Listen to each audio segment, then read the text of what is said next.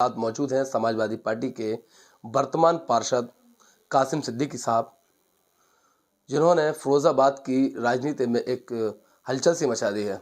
कही जाए कि समाजवादी पार्टी के राष्ट्रीय महासचिव राम गोपाल यादव के पुत्र अच्छे यादव पर उन्होंने एक कटास लगाया है और यहाँ तक कि ये भी कहा है कि अच्छे यादव वापस जाओ।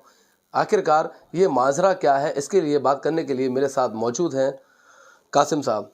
जी, पंजाब केसरी में आपका बहुत बहुत शुक्रिया। धन्यवाद आपका, बहुत बहुत शुक्रिया। क्या मामला है जो अच्छे यादव से आप इतना खफा हैं? देखिए, मैंने यूँ कहा हुआ है कि जब कोई किसी काम का नहीं होता है तो उससे यही तो कहा जाता है वापस जाओ।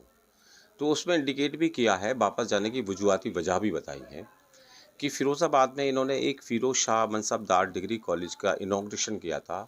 वो तारीख थी 17 फरवरी 2019, यानी इलेक्शन का मौका था, पिछली साल वाला, वो पिछली दफ़ा वाला। उसमें उन्होंने इनॉग्रेशन किया और जब हार जाते हैं वो चले जाते हैं।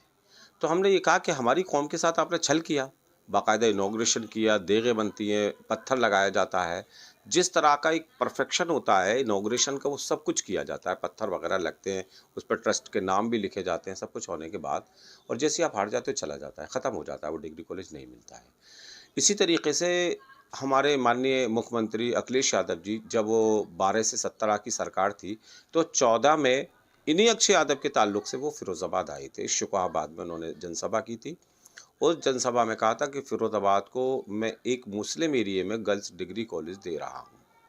उस डिग्री कॉलेज को भी नहीं पैरवी की गई अक्षय यादव की तरफ से। ये बात दोनों हटा दीजिएगा। फिर उसके बाद जब वो हालात ऐसे बने, कुछ नाराज़गी हुई, काम भी होते नहीं है उनकी तरफ से, फ़ोन भी उठाते नहीं हैं, किसी की बात भी सुनते नहीं हैं, तो मैंने आरटीआई डाल करके ये देखना चाहा कि यार ये हमारे किस काम के हैं, समझा तो जाए।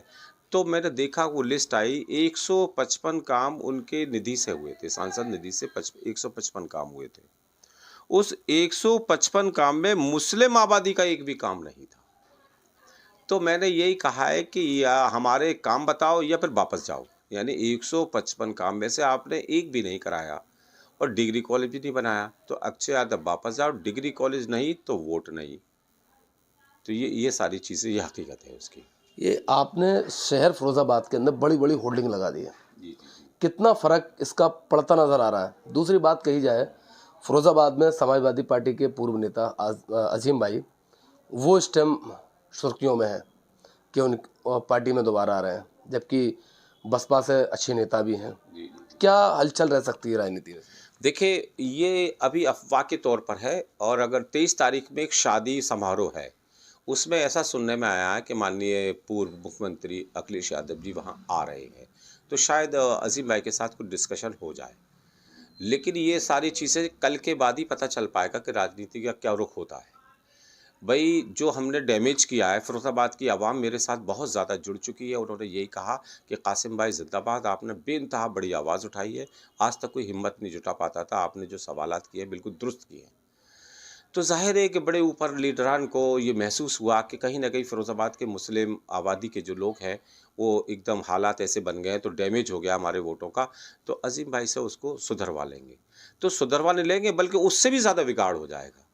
क्योंकि अज़ीम भाई की जो पॉलिसियाँ रही हैं अब तक की, वो ये हैं कि जब उनका वक्त आता है, अभी हम 2022 से पीछे की तरफ जाएंगे, 2022 में इलेक्शन होता है, तो छुट्टन भाई को टिकट दिया जाता है, तो अज़ीम भाई की नाराज़गिरी की पार्टी ने हमें टिकट नहीं दिया, तो फ़ौरन बीएसपी में जाते हैं और अपनी अहलिया को, अपनी बीवी को खड़ा करते हैं।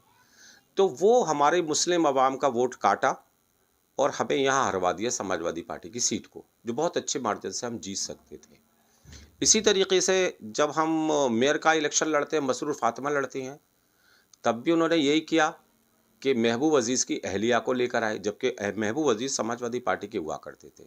उनको किसी तरह पटाया कि भाई आप आ जाओ, क्या, बहरहाल वो उस के जाल में फंस जाते हैं और उसको लड़ा दिया जाता है, वो भी हमारी सीटें हार जाती हैं।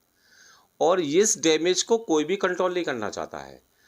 जब प्रोफेसर राम गोपाल यादव का बेटा और अखिलेश यादव का भाई लड़ रहा है, तो अजीम भाई को उस डैमेज कंट्रोल के लिए लाया जाता है।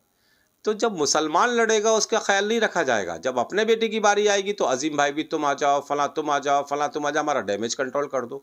तो मेरे साथ जो टीम जुड़ी है, मेरा समाज भी जुड़ा है, दूसरे अदर समाज भी जुड़े हैं जिनको इन्होंने मतलब इज्जतें नहीं बख्शी हैं, तो वो ये कह रहे हैं अजीम भाई ने इधर कदम रखा और फिरोजाबाद में एक अजीब भूचाल और आने वाला है और अजीब तरह से विस्फोट होने वाला है फिरोजाबाद की, जो जिस तरह की सियासी रुख है वो और बदल जाएगा, उनके हक में नहीं जाएगा बल्कि बदल जाएगा। और हर शख्स ये मुतालबा करेगा कि अजीम जब चाहेंगे तब आएंगे, जब चाहेंगे तब जाएंगे। इससे पहले भी उन्होंने हराया, राजनारायण मुन्ना को हराया था, MIM में चले गए थे। तो तुम जब हराते हो और आज जीतने के लिए फिर अजीम को लाने की कोशिश कर रहे हो। वहीं प्रोफेसर साहब को आपने देखा है कि यहाँ पर मुस्लिम कैंडिडेट्स के लिए वो वोट नहीं मांगते हैं, क्योंकि एक ऐसी हस्ती है, वो यहाँ सड़कों पे वोट तो नहीं मांगेंगे, अपने बच्चे के लिए कहीं कहीं सिटिंग कर लेते हैं, वो अलग बात है। लेकिन संटू गुप्ता को जो इटावा में अपने बेटे जैसा समझते हैं, तो बाकायदा उनकी वीडियोस आई थी, घर घर गली गली जा कर के दुकान दुकान जाकर उनके लिए वोट मांग रहे थे। तो फिरोजाबाद के मुसलमानों को जीतने भी नहीं दोगे, उनके काम भी नहीं कराओगे, उनसे किए हुए वादे डिग्री कॉलेज वगैरह वो भी नहीं बनाओगे और हम आपको वोट करेंगे। तो बात ये है सारी बड़े उसकी क्या नाम है होल्डिंग लगाने की कि अक्षय यादव वापस जाओ या फिर अपने काम गिनाओ। 155 काम में से आपने मुस्लिम बस्ती के कितने काम कराए हैं? तो वो उस कागज़ को बाकायदगी से मैंने RTI से निकलवा, एक भी काम मुस्लिम आबादी का नहीं है, तो मुसलमान क्यों बर्दाश्त करें? आप समाजवादी पार्टी से पार्षद भी हैं, 2 बार पार्षद, वर्तमान में भी पार्षद हैं। क्या पार्टी से इसका कोई फर्क पड़ सकता है, और आप जिस तरीके से विरोध कर रहे हैं पार्टी का, उससे कितना पार्टी को नुकसान होगा? आप शहर में हर लोगों को चौराहे चौराहे घूमते हैं, इंटरव्यू लेते हैं, तो ये इंटरव्यू लेकर देखिएगा आप शहर में कितना बिगाड़ है। अगर ये इख्तलाफ नहीं होता, आपने देखा कि प्रेस वाले मुझे ढूंढते फिर रहे हैं, तमाम अखबार छाप रहे हैं, लोग इंटरव्यू ले रहे हैं, क्यों ले रहे हैं? कि ये पूरी फिरोजाबाद की सियासत एकदम गर्म हो चुकी है और सब मेरे साथ इसलिए जुड़ रहे हैं कि कासिम भाई आपने हक की आवाज़ उठाई है, तो फ़र्क तो बहुत ज़्यादा पड़ेगा।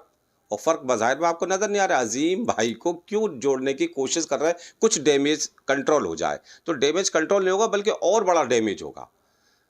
फिरोजाबाद में जो सियासत का एक सिस्टम है वो और डैमेज होगा। लोग विस्फोटक अंदाज में बाहर निकल आएंगे कि ये सियासत का क्या रूप है, कि कासिम अगर किसी तरह नाराज़ थे और हक की आवाज़ उठा रहे हैं और थोड़ा बहुत डैमेज हो गया, तो कासिमी को बना करके ये सिस्टम को क्यों नहीं सुधारा जा सकता था?